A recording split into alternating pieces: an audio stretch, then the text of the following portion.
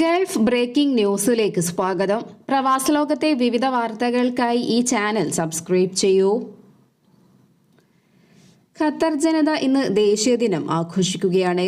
രാജ്യത്തുടനീളം വിവിധ പരിപാടികൾ ഇന്നും വരും ദിവസങ്ങളിലുമെല്ലാം അരങ്ങേറും.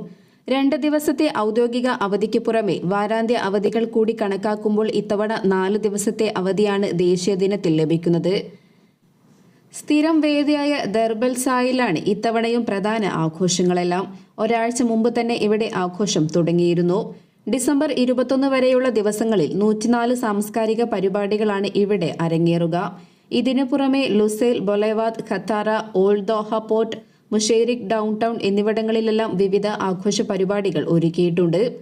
അതേസമയം കോർണിഷിൽ നടക്കേണ്ടിയിരുന്ന ദേശീയദിന പരേഡ് ഇത്തവണയും ഒഴിവാക്കിയിട്ടുണ്ട്. പരേഡ് റദ്ദാക്കാനുള്ള കാരണം എന്താണെന്ന് വ്യക്തമാക്കിയിട്ടില്ല. ദേശീയ ദിനത്തോടനുബന്ധിച്ച് ഡിസംബർ 18, 19 തീയതികളിലാണ് രാജ്യത്ത് അവധി പ്രഖ്യാപിച്ചത്. വാരാന്ത്യ അവധി ദിവസങ്ങൾ കൂടി കഴിഞ്ഞ് ഡിസംബർ 22 ഞായറാഴ്ചയാകും അവധിക്ക് ശേഷം പ്രവൃത്തി ദിവസം പുനരാരംഭിക്കുക.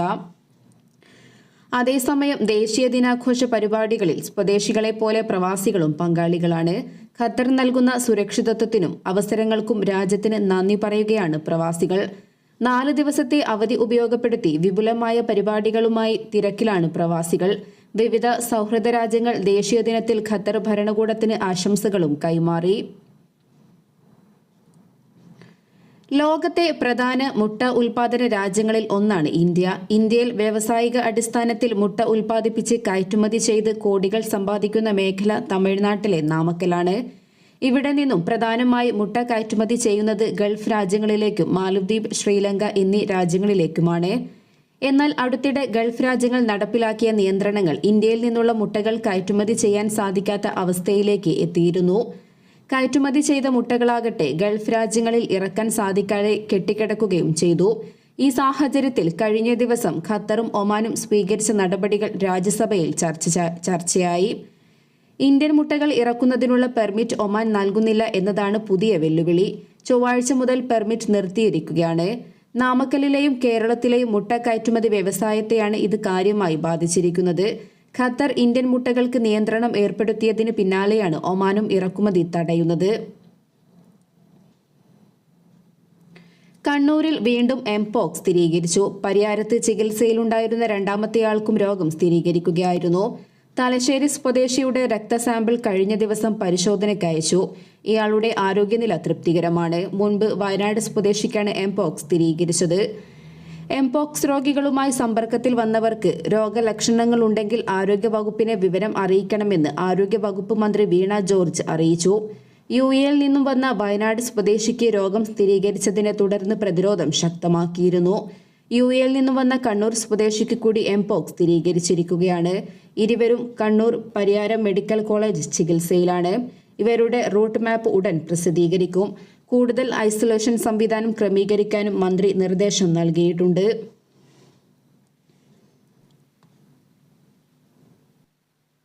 വാട്സാപ്പിലൂടെ സ്ത്രീയെ അപമാനിക്കാൻ ശ്രമിച്ച കേസിൽ പ്രതിക്ക് 1000 ദിർഹം നഷ്ടപരിഹാരം നൽകാൻ അൽ ഐൻ ഫസ്റ്റ് ഇൻസ്റ്റൻസ് കോടതി വിധിച്ചു. സ്ത്രീയെ മാനസികമായി അപമാനിക്കുകയും ഇത് അവരെ വൈകാരികമായി ബുദ്ധിമുട്ടുണ്ടാക്കുന്നതിന് കാരണമായെന്നും ചൂണ്ടിക്കാട്ടിയാണ് അൽ ഐൻ ഫസ്റ്റ് ഇൻസ്റ്റൻസ് കോടതി നടപടി. പ്രതി തന്നെ അപമാനിക്കുന്ന രീതിയിൽ സന്ദേശങ്ങൾ ഇന്ത്യൻ രൂപയുടെ മൂല്യത്തകർച്ചയിൽ പുതിയ റെക്കോർഡിടുമ്പോൾ പ്രവാസികൾ നേട്ടമുണ്ടാക്കുന്നു. ഒരു മാസത്തിനിടെ 12 പൈസയുടെ നേട്ടമാണ് യുഎഇയിലെ പ്രവാസികൾക്ക് ലഭിച്ചത്. ഇതര ഗൾഫ് രാജ്യങ്ങളിലുള്ളവർക്കും നേട്ടമുണ്ടായി. രാജ്യാന്തര വിപണിയിൽ ഡോളറിനെതിരെ രൂപയുടെ മൂല്യം ഇടിഞ്ഞതാണ് ഗൾഫ് കറൻസികളുടെ വിനിമയത്തിലും പ്രതിഫലിച്ചത്. ഇന്നലെ വൈകിട്ട് ഒരു ദിർഹത്തിന് 23.12 രൂപയാണ് ഓൺലൈൻ നിരക്ക്. വിനിമയ നിരക്ക് ഇത്രയും ഉയരുന്നത് ആദ്യമായാണ്.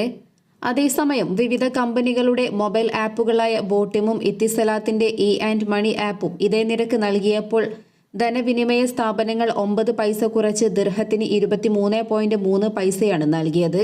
ഈ വ്യത്യാസം മൂലം പരമ്പരാഗത മാതൃകയിൽ പണം അയക്കുന്നവരുടെ എണ്ണം കുറയുകയാണ്.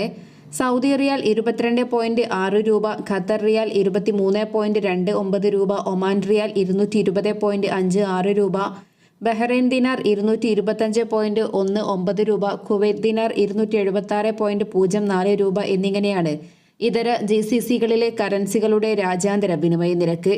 ഇതിൽ 10 മുതൽ 25 പൈസ വരെ കുറച്ചാണ് പല ധനവിനിമയ സ്ഥാപനങ്ങളും നൽകുന്നത്. ദുബായ് ഉൾപ്പെടെ UAEയിലെ ചില ഭാഗങ്ങളിൽ ഇന്ന് രാവിലെ നേരിയ മഴ പെയ്തു. ദുബായിലെ അൽ റാഷിദിയ, ദുബായ് അന്താരാഷ്ട്ര വിമാനത്താവളം, Sheikh Mohammed bin Zayed road, Al Mamzar മേഖലകളിൽ മഴ രേഖപ്പെടുത്തിയതായി ദേശീയ കാലാവസ്ഥാ കേന്ദ്രം അറിയിച്ചു. ഇന്ന് UAEയിലെ കാലാവസ്ഥ ഭൂരിഭാഗവും സൂര്യശോഭയോടെ ഭാഗികമായി മേഘാവൃതമാകും. ചില വടക്കൻ കിഴക്കൻ മേഖലകളിൽ താഴ്ന്ന മേഘങ്ങളടങ്ങിയ മേഘാവൃത കാലാവസ്ഥ അനുഭവപ്പെടുമെന്നാണ് പ്രവചനം. താപനില ഇന്നും 5 ഡിഗ്രി സെൽഷ്യസ് വരെ താഴ്ന്നേക്കാം എന്നതിനോടൊപ്പം കാറ്റിന്റെ വേഗത 40 കിലോമീറ്റർ വരെ വർദ്ധിക്കാനും സാധ്യതയുണ്ട്. വ്യാഴാഴ്ച രാവിലെ വരെയുള്ള മർദ്ദമായ അന്തരീക്ഷം അനുഭവപ്പെടുമെന്നാണ് റിപ്പോർട്ട്.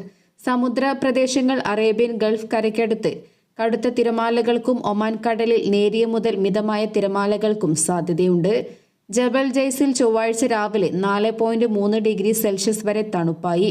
UAEയിൽ ഇതിനോടകം രേഖപ്പെടുത്തിയ ഏറ്റവും കുറഞ്ഞ താപനിലയാണിത്. ഇന്ത്യൻ പ്രധാനമന്ത്രി നരേന്ദ്രമോദി ശനി, ഞായർ ദിവസങ്ങളിൽ കുവൈറ്റിലെത്തുന്നു. ഔദ്യോഗിക സന്ദർശനത്തിനെത്തുന്ന മോദി കുവൈറ്റ് അമീർ ഷെയ്ഖ് മിഷ്അൽ അൽ അഹമ്മദ് അൽ ജാബർ ഉൾപ്പെടെയുള്ള കുവൈറ്റ് ഭരണ നേതൃത്വവുമായി ചർച്ച നടത്തും. ശനിയാഴ്ച എത്തുന്ന പ്രധാനമന്ത്രി അന്ന് തന്നെ സബാ അൽ സാലമിലുള്ള ഷെയ്ഖ് സാദ് അൽ Abdullah Al Salem Al Sabah indoor sports ഹാളിൽ വെച്ച് ഇന്ത്യൻ സമൂഹത്തെ അഭിസംബോധന ചെയ്യും. പ്രധാനമന്ത്രിയുടെ സന്ദർശനം സംബന്ധിച്ച് വിദേശകാര്യ മന്ത്രാലയം ഔദ്യോഗികമായി ഇതുവരെ അറിയിച്ചിട്ടില്ല. എന്നാൽ കുവൈത്തിലെ എംബസിയുടെ നേതൃത്വത്തിൽ വിപുലമായ ഒരുക്കങ്ങളാണ് നടന്നുവരുന്നത്. പൊതുസമ്മേളനത്തിലേക്ക് ആളുകളെ ക്ഷണിക്കുന്നതിന് കഴിഞ്ഞ ദിവസം ഗൂഗിൾ ഫോം നൽകിയിരുന്നു. കമ്മ്യൂണിറ്റി ഇവന്റ് രജിസ്ട്രേഷൻ ഫോമിൽ പേര്, സിവിൽ ID, പാസ്പോർട്ട്, ഫോൺ നമ്പറുകൾ സഹിതം മേടിച്ചിട്ടുണ്ട്.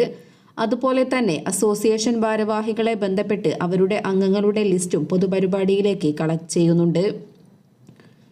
5000 പേരെ ഉൾക്കൊള്ളാൻ സാധിക്കുന്നതാണ് Sheikh Sayed Al Abdullah Al Salem Al Sabah indoor sports hall.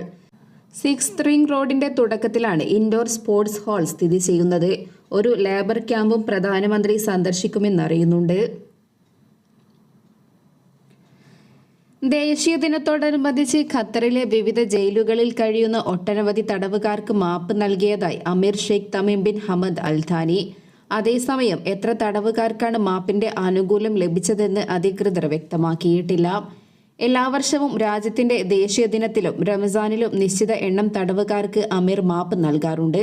ഗുരുതരമല്ലാത്ത കുറ്റകൃത്യങ്ങളിൽ ഏർപ്പെട്ട് ശിക്ഷ അനുഭവിക്കുന്നവർക്കാണ് അമീർ മാപ്പ് നൽകുന്നത്. UAEയിൽ താമസിക്കുന്ന സമയത്ത് വിനോദസഞ്ചാരികൾ നടത്തുന്ന ഇ-കൊമേഴ്സ് റീറ്റെയിൽ പർച്ചേസുകൾക്കായി പുതിയ VAT റീഫണ്ട് സംവിധാനം ആരംഭിക്കുന്നതായി പ്രഖ്യാപിച്ച് UAE ഫെഡറൽ ടാക്സ് അതോറിറ്റി. ഇത്തരത്തിലുള്ള ലോകത്തിലെ ആദ്യ പദ്ധതിയാണ് ഇതെന്നാണ് കണക്കാക്കപ്പെടുന്നത്. ടൂറിസ്റ്റുകൾ ഓൺലൈൻ വഴി വാങ്ങുന്ന സാധനങ്ങൾക്ക് മൂല്യവർദ്ധിത നികുതി തിരികെ നൽകുന്നതാണ് പുതിയ സംവിധാനം.